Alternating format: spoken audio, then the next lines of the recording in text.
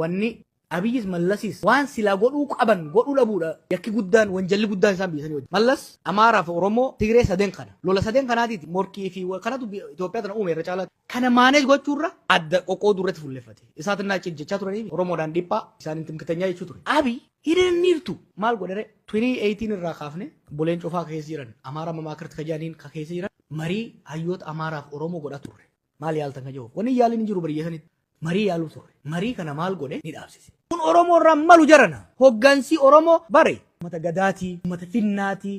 ummata nagaatii wasadiin Oromoo kattiin jebu gadaa finna nagaa these are the three pillars of Oromummaa nuti Amaaraa araarsinee waliin araaramnee dantaa teenya tiisinee haqa isaanii eegnee fi Tigrees araarsinee biyya Oromoofis Sidaamaafis Walaayitaafis hundaaf taatu jaaruudhaan hawwiin keenya ni dandeenya immoo maaltu nurraa hir'ate we have the manpower we have the legitimate cause we have the resources wanni Tigree addaan babaafne amma akkamiin laallisaan ማል ለምን ከራማ ደንገደ ማልጃ ሀገር የሚጸናው በደም ነው ምን ያህል ደም ነው